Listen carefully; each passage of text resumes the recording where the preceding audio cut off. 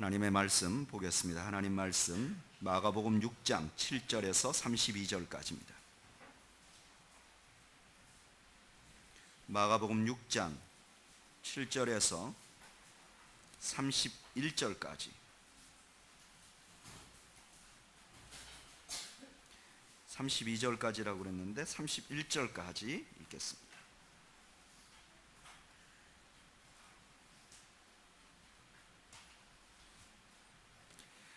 하나님 말씀을 교독하겠습니다. 12 제자를 부르사 둘씩 보내시며 더러운 귀신을 제어하는 권능을 주시고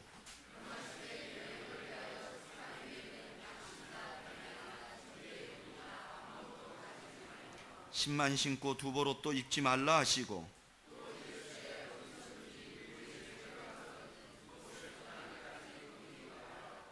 어느 곳에든지 너희를 영접하지 아니하고 너희 말을 듣지도 아니하거든 거기서 나갈 때에 발 아래 먼지를 떨어버려 그들에게 증거를 삼으라 하시니 많은 귀신을 쫓아내며 많은 병자에게 기름을 발라 고치더라.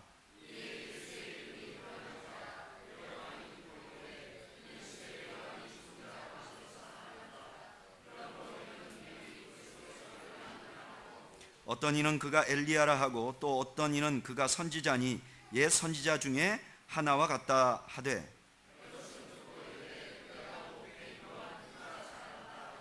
전에 헤롯이 자기의 동생 빌립의 아내 헤로디아에게 장가든 고로 이 여자를 위하여 사람을 보내어 요한을 잡아 옥에 가두었으니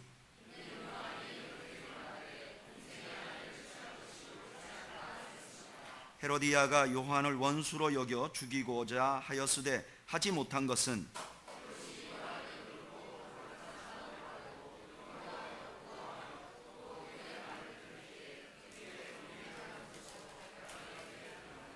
마침 기회가 좋은 날이 왔으니 곧 헤롯이 자기 생일에 대신들과 천부장들과 갈릴리의 귀인들로 더불어 잔치할세.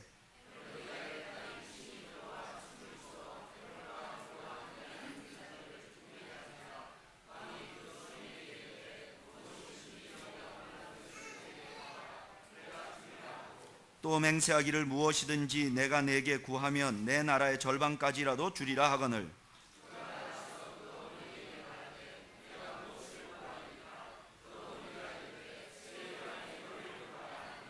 그가 곧 왕에게 급히 들어가 구하여 이르되 세례 요한의 머리를 소반에 얹어 곧 내게 주기를 원하옵나이다 하니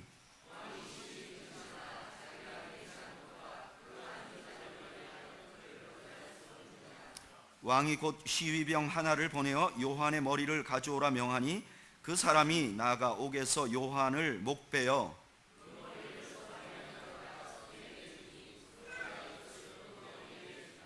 요한의 제자들이 듣고 와서 시체를 가져다가 장사하니라.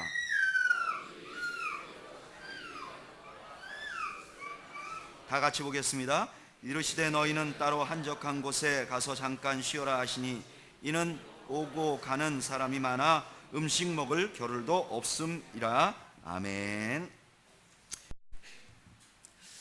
문학 작품을 읽다가 보면 동일시라는 기법이 나옵니다. 동일화, 동일시.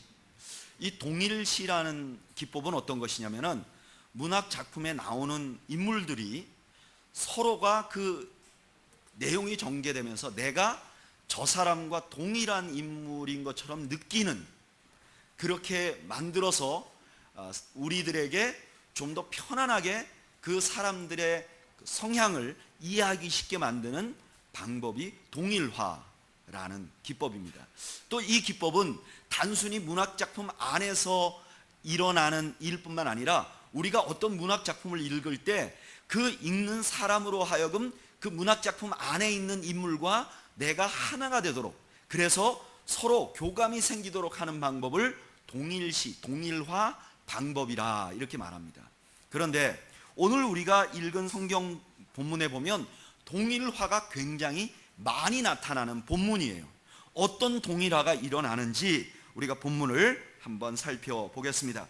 오늘 본문은 예수님께서 자신의 최고 가까운 12명의 제자를 파송하는 장면을 담고 있어요. 그런데 그 파송하실 때 7절에 보면 예수님께서 그들에게 주신 것이 있습니다. 읽어볼까요? 7절 시작. 12제자를 부르사 둘씩 보내시며 더러운 귀신을 제어하는 뭐를 주셨어요? 권능을 주셨어요. 여러분, 여기 권능을 주셨다 하면 우리는 흔히 이렇게 생각할 수 있어요. 뭔가 힘, 능력을 주셨다. 그런데 여기 권능이라는 말은 헬라어로 보면 좀 더 우리가 말하는 힘과는 다른 의미를 가지고 있어요. 여기 권능이라는 말은 좀 더 정확하게 번역하면 권위라는 말이 더 맞습니다. 그러니까 예수님께서 지금 예수님이 가지고 계시는 권위를 지금 제자들에게 주시는 거예요. 마가복음에서 이 권위라는 말은 오직 예수님에게만 적용돼서 쓰던 말입니다. 그러니까 예수님이 가지신 권위를 제자들에게 주고 있는 것이죠. 예수님의 제자들을 마치 예수님의 대리인들처럼 보내는 거예요. 그런데 보내는 장면을 보면 12절 말씀 한번 읽어볼까요? 보내서 제자들이 무엇을 하는가 한번 보죠. 시작. 제자들이 나가서 회개하라 전파하고. 제자들이 나가서 한 일이 뭐죠?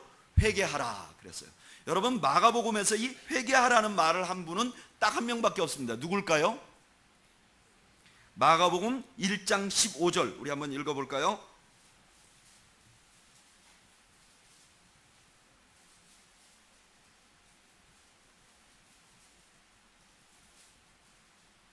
(1장 15절) 다 같이 읽어보겠습니다. 시작. 이르시되 때가 찼고 하나님의 나라가 가까웠으니 회개하고 복음을 믿으라 하시더라. 지금 회개하고 복음을 믿으라 한 말은 예수님이 한 말인데 지금 제자들이 나가서 회개하라고 전파해요. 그리고 13절에 보면 그 제자들이 하는 일을 보면 많은 귀신을 쫓아내며 많은 병자에게 기름을 발라 고치더라 이렇게 나와 있어요. 여기에 귀신을 쫓아낸다는 것도 이제까지 예수님께서 했던 말씀이라고요. 그러니까 지금 예수님이 제자들을 파송하는 장면을 보면 지금 누구와 누구가 동일시 되는 거죠? 예수님과 예수님의 제자들이 굉장히 똑같은 사람들이 된다 하는 것을 누구나 읽으면 알 수 있도록 써놓은 거예요. 그런데 이 말씀의 30절을 보면 또 하나의 동일화가 일어나도록 기록되어 있는 것을 알 수 있어요. 우리 30절 말씀 한번 읽어볼까요? 시작. 사도들이 예수께 모여 자기들이 행한 것과 가르친 것을 낱낱이 고하니. 여기 사도들은 누굴까요? 7절에 나오는 12명의 제자겠죠. 그런데 12명의 제자라고 안 하고 여기에 사도라고 기록해요. 마가복음에는요 사도라는 말이 여기밖에 안 나와요. 왜? 마가는 예수님과 제자들을 동일시하고 예수님의 제자들이 꼭 예수님 같은 일을 하고 예수님 같은 권위를 가졌다고 기록한 후에 그 다음에 그 예수님의 제자들을 가르칠 때 사도라는 말을 했을까? 다른 데서는 안 썼는데 유독히 여기에 사도라는 말을 왜 썼을까? 이 사도라는 말이 가지는 특별한 의미 때문에 그래요. 사도라는 말이 초대교회 성도들에게는 어떤 의미가 있는가? 에베소서 2장 20절 읽어보죠. 에베소서 2장 20절.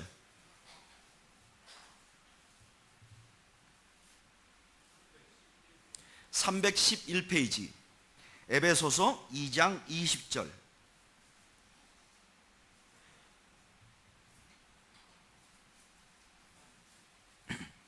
읽어보겠습니다. 시작. 너희는 사도들과 선지자들의 터 위에 세우심을 입은 자라 그리스도 예수께서 친히 모퉁이 돌이 되셨느니라. 아멘. 여기 너희는 누굴까요? 에베소 교인들이죠. 에베소 교인들은 어떤 사람들이냐?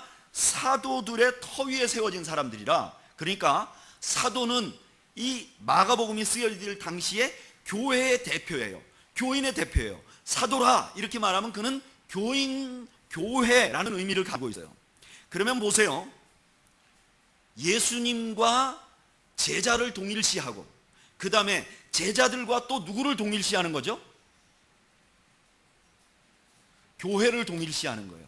그러니까 오늘 본문의 제자들의 모습을 보면 이 제자들의 모습이 누구의 모습이 된다는 거예요? 이 글을 처음 읽은 마가복음을 읽는 누구의 성도들이 이 제자들의 모습을 보면서 아, 내가 바로 저런 사람이로구나. 여기 있는 제자들을 보면 꼭 내 얘기를 하는 것 같은 느낌을 갖게 된다는 거예요. 지금 마가가 그렇게 기록해 놨어요.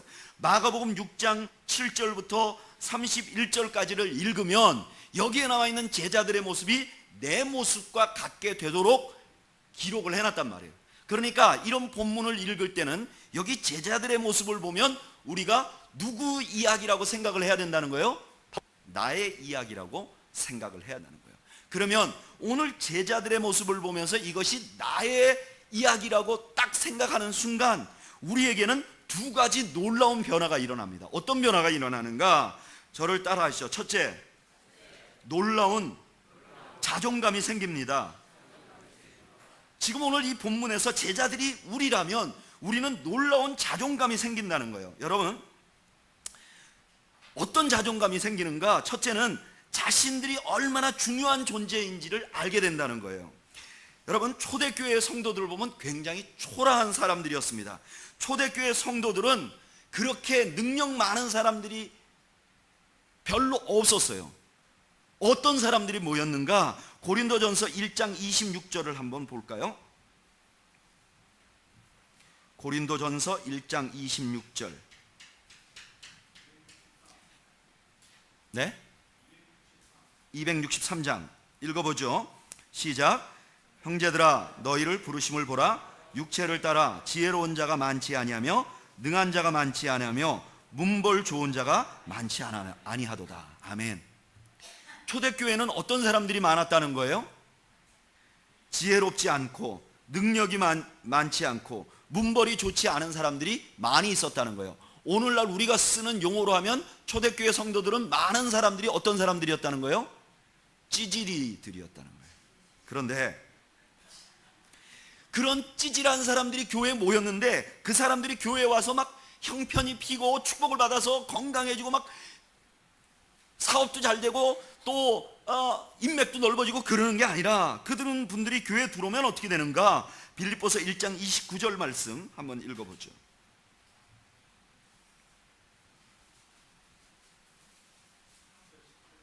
(318페이지)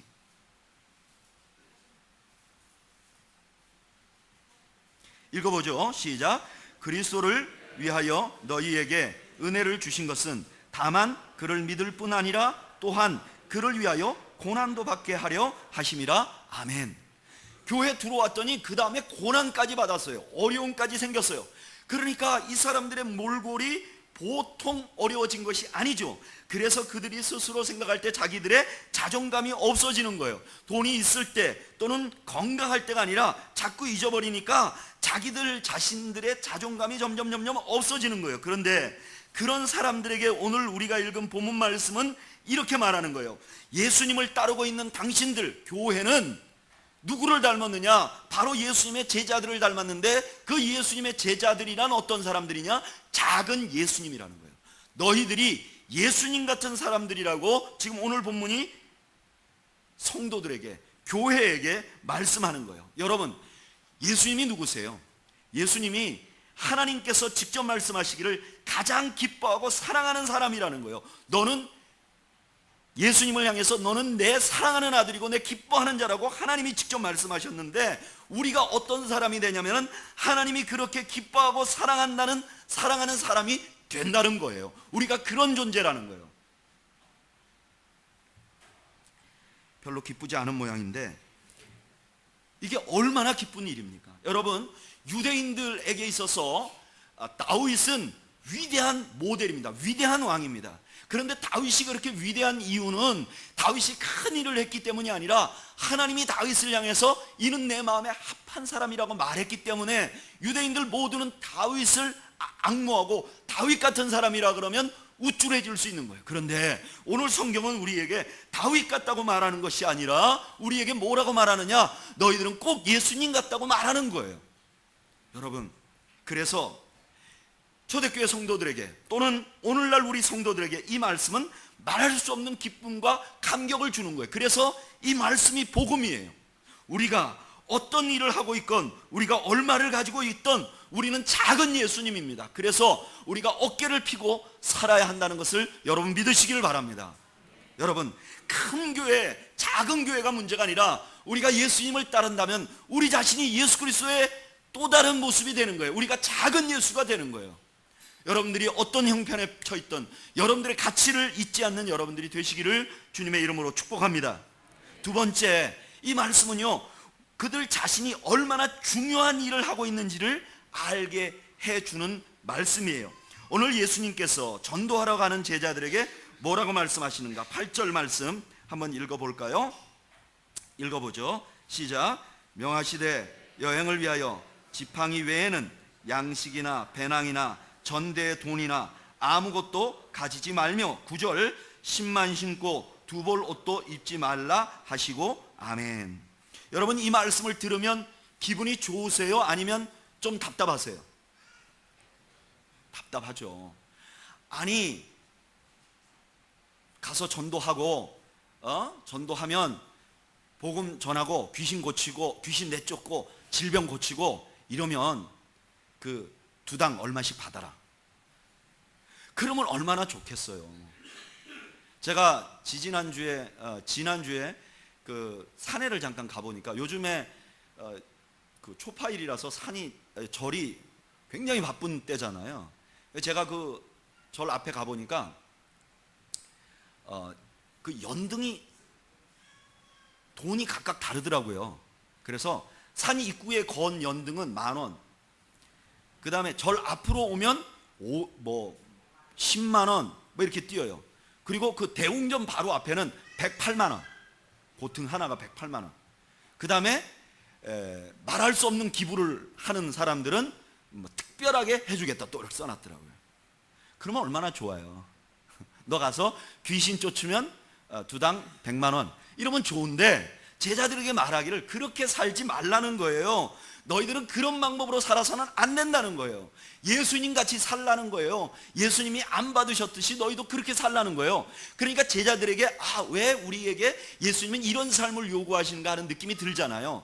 그런데 제자들은 이 말씀을 들으면서 한편으로는 마음이 무거웠지만 다른 한편으로는 미소를 지었어요. 왜 미소를 지었느냐 하면은 이 말씀이 당시에 가지고 있는 또 다른 의미가 있었기 때문에 그래요. 어떤 의미가 있었느냐? 예수님 당시에 랍비들이 가르친 글에 보면 어떤 내용이 나오냐면, 이 랍비들이 평소에 랍비 일을 하던 사람들이 성전에 들어갈 때, 성전에 들어가서 기도를 한다든가 그럴 때 이 사람은 어떻게 해야 되냐면 자기가 가지고 있는 지팡이, 배낭, 양식, 전대, 신발, 옷 전부 다 밖에다 벗어놓고 들어가야 하는 거예요.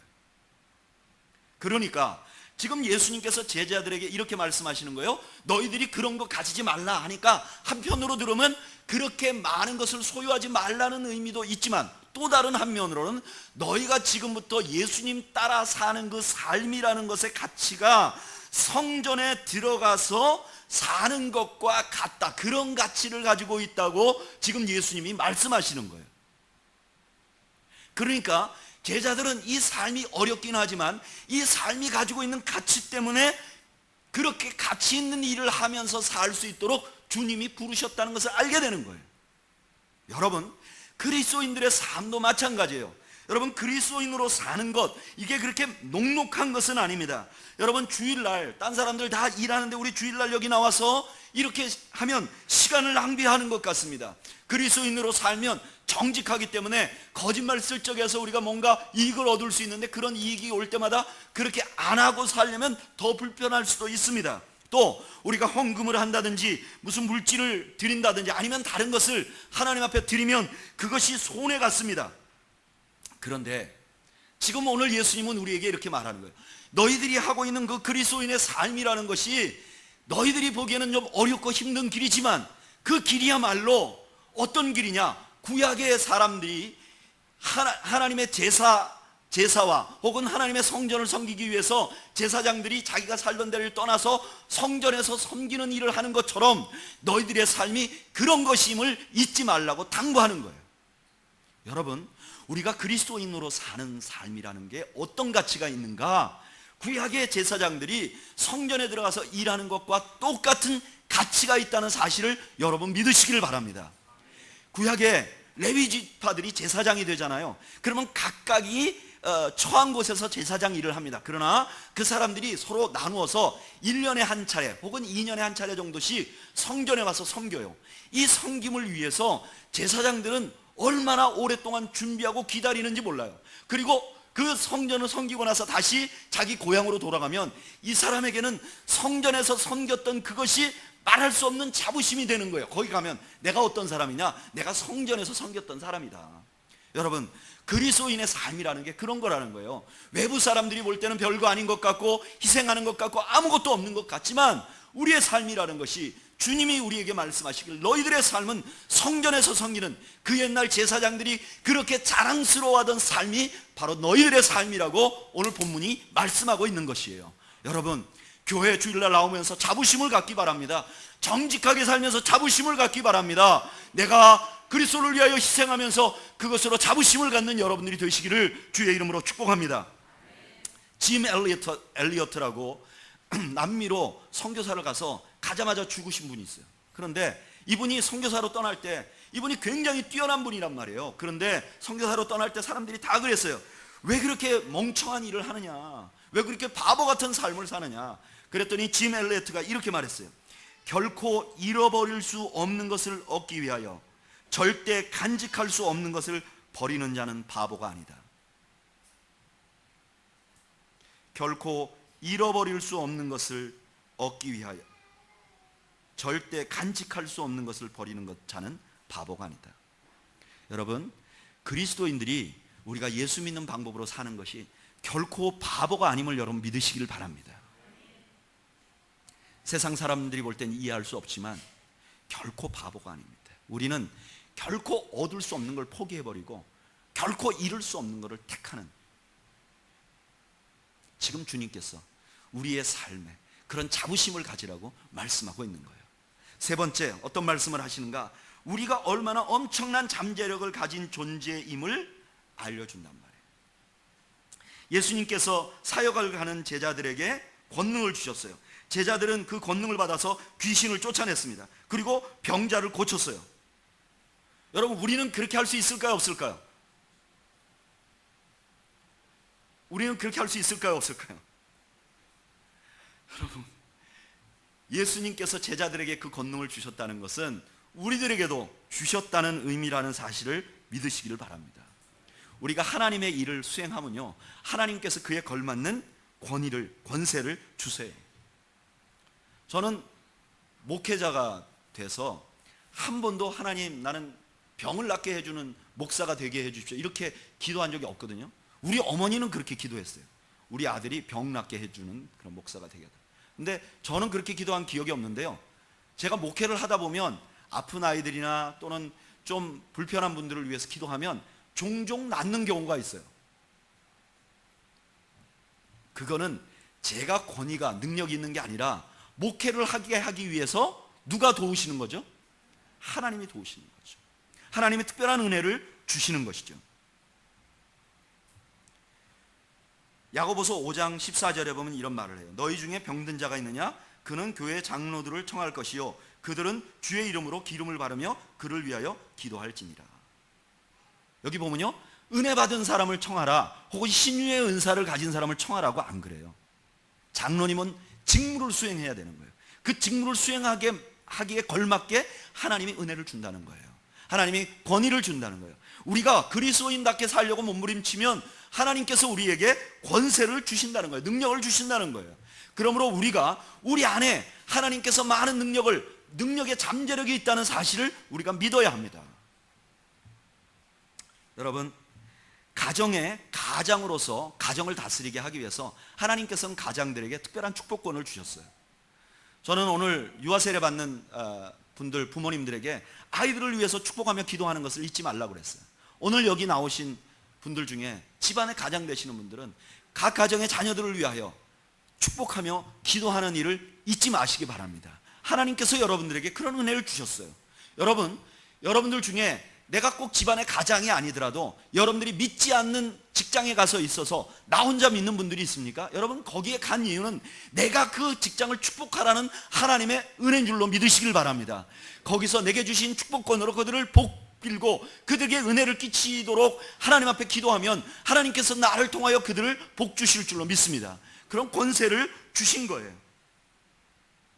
그러므로 우리가 세상에 나가서 주눅들 필요가 없는 것이죠. 우리가 가서 당당하게 그들에게 할 수 있는 것이죠. 그들에게 말할 수 있는 것이죠. 그들을 축복할 수 있는 것이죠.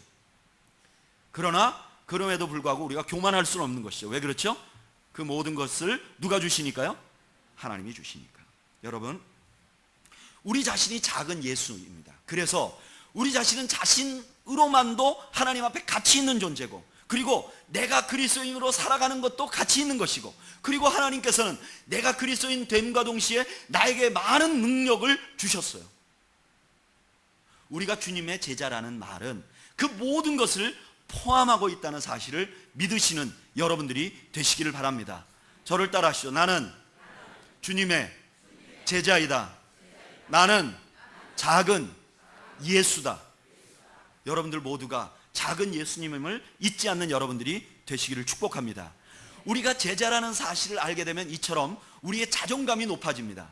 또 다른 현상이 하나 있는데 그게 뭐냐면 우리가 특별한 기대감을 갖게 됩니다. 우리 미래에 관해서, 우리의 삶에 관해서 특별한 기대감을 갖게 돼요. 어떤 기대감을 갖는가? 저를 따라하시죠. 고난을 기대하게 됩니다. 오늘 본문에 보면 예수님께서 제자들을 파송하는 중간에 조금 생뚱맞은 이야기가 들어있어요. 오늘 본문에 보면 13절에 많은 귀신을 쫓아내며 많은 병자에게 기름을 발라 고치더라 하는 말이 나오고, 그리고 30절에 보면 사도들이 예수께 모여 자기들이 행한 것과 가르친 것을 낱낱이 고했다 그래요. 그리고 나서 중간에다가 세례 요한이라는 사람의 죽음을 기록해요. 그런데 세례 요한이 지금 돌아가신 것도 아니에요. 오래전에 돌아가셨는데 굳이 여기다 끼워 넣어요. 왜 끼워 넣었을까? 여러분, 세례 요한은 누구인가? 누구이죠? 15절이 대답을 해주죠. 한번 읽어볼까요?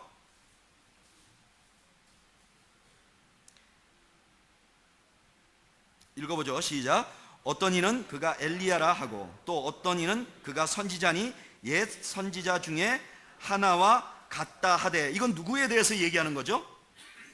예수님에 대해서 얘기하는 거예요. 그런데 헤롯은 그 예수님을 누구라고 말한다는 거예요? 자기가 목베어 죽인 요한이 살아났다, 그렇게 얘기하는 거예요. 그래서 예수님이 선지자임을 드러낸고, 그리고 요한도 그 선지자의 부류에 속해 있다는 것을 모든 사람이 인정한다는 것을 지금 말씀하고 있는 거예요. 그러면 이 세례 요한은 누군가? 하나님이 보내신 선지자예요. 그런데 그 선지자가 어떻게 됐죠? 죄도 없이 억울하게 죽어버렸어요.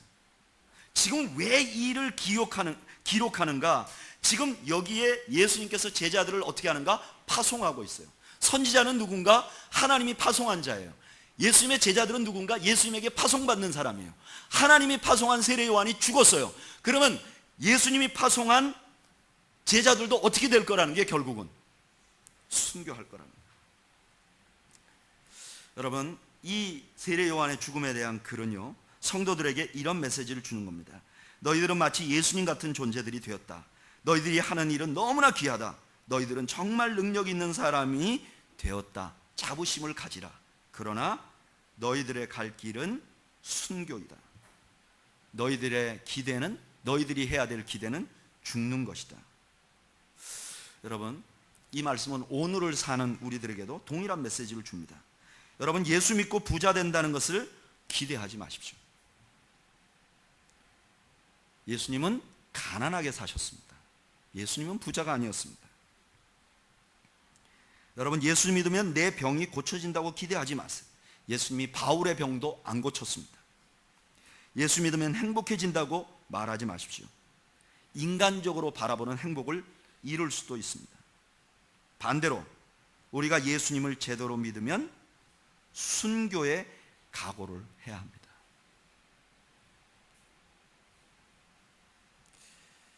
어제 성경 공부하면서 말씀을 나누는 중에 한 집사님께서 이런 말씀을 하시더라고요.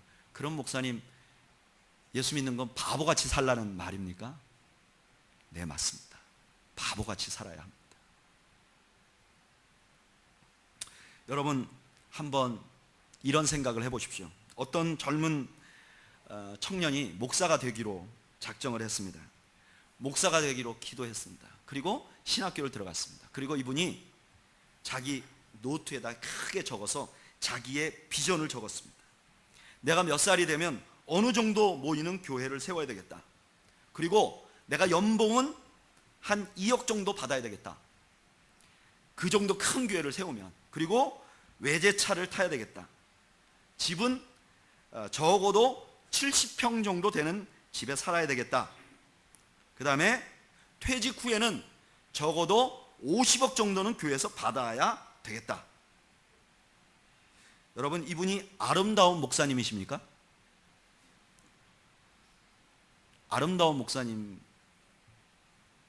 그런데 성도들은 생각하기에 나는 이러이러한 돈을 얼마간에 모아야 되겠고 내가 이만큼 부유하게 살아야 되겠다고 계획하는 젊은 청년들에게는 너 꿈이 좋다고 말합니다.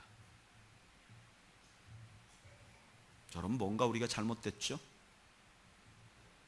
목사에게 안 되는 일은 성도에게도 안 되는 일입니다. 목사가 해서는 안 될 일은 성도도 해서는 안 되는 것입니다. 여러분들이 목회자를 바라보면서 바라보는 그 눈으로 하나님이 우리를 바라보고 있습니다. 여러분, 오늘 예수님께서는 제자들에게 이렇게 말하는 거예요. 너희들 나 따라오냐? 그러면 죽는다. 괜찮으냐? 여러분, 우리는 교회 성도들에게 물어보겠습니다. 예수님 따라가면 죽습니다. 괜찮아요?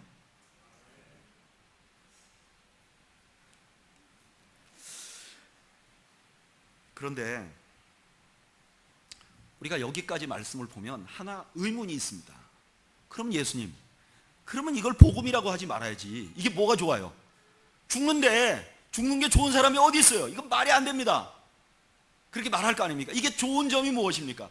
예수님을 따라가면 우리가 정말 멋진 인생이 되는데 끝에 가면 죽는다. 죽음을 향해서 가는 기대를 가져야 된다. 그러면 이게 어떻게 해서 복된 삶입니까?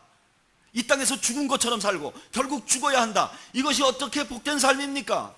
말이 안 됩니다.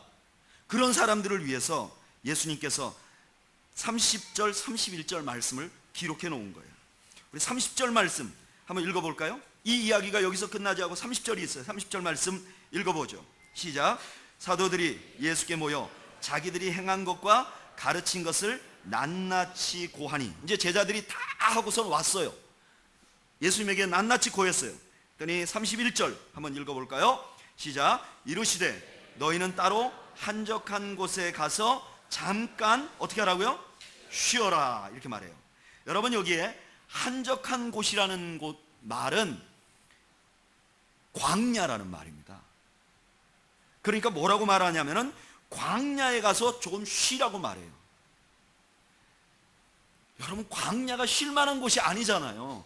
광야는 물도 없고 덥고 괴로운 곳이잖아요. 그런데 광야에 가서 쉬라고 말해요. 일하지 말고 쉬라고 말해요. 이 이야기를 이스라엘 백성들은 딱 들으면 무슨 생각이 나느냐? 광야에서 쉬었던 생각이 나요. 언제 쉬었죠? 이스라엘 백성들이 애굽에서 종살이 했어요. 매일같이 일해야 했어요. 근데 하나님이 그들을 끌어내셨어요. 그리고 광야에다 놓으셨어요. 그리고 일하지 않고 그들이 먹었어요. 누가 주셨죠? 하나님이 주셨어요. 하나님의 임재와 함께 그곳에서 무엇을 누릴 수 있었느냐? 안식을 누릴 수 있었어요. 이 광야에서 누리는 안식이 구약의 선지자들의 꿈이었어요. 구약의 선지자들은 뭐라고 말하느냐? 이제 하나님의 나라가 또 한 번 오게 될 텐데 다시 오는 하나님의 나라에서는 어떤 일이 일어나느냐? 광야에서 쉼을 얻게 된다. 이사야서 63장 13절 14절 읽어볼까요? 이사야서 63장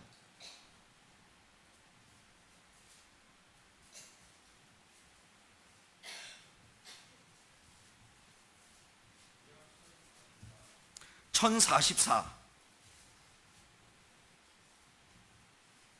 구약 1044페이지.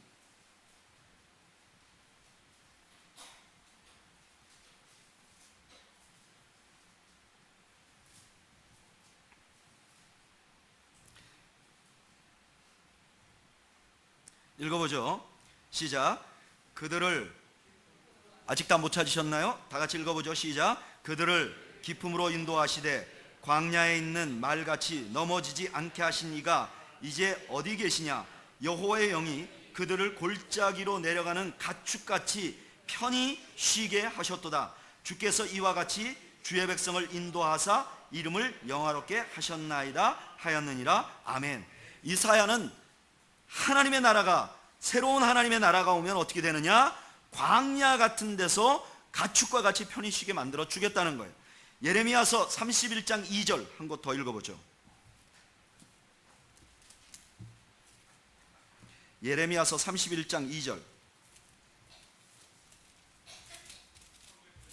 네? 1100페이지.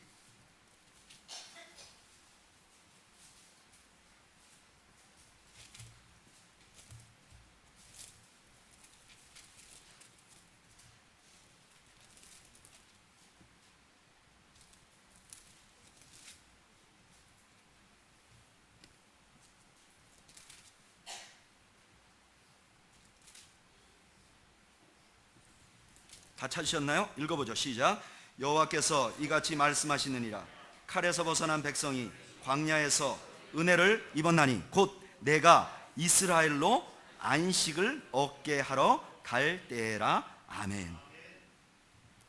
그런데 지금 주님께서 제자들에게 바로 그것을 주는 거예요. 주님을 따라가는 길은 쉽지 않습니다. 힘듭니다. 세상은 광야와 같습니다. 그런데 그 주님과 같이 살면 세상이 아무리 광야 같아도 그곳에 가면 쉼이 있는 것입니다. 안식을 누리게 되는 것입니다. 그래서 주님께서 이렇게 초대하는 거예요. 마태복음 11장 28절 한번 읽어보죠.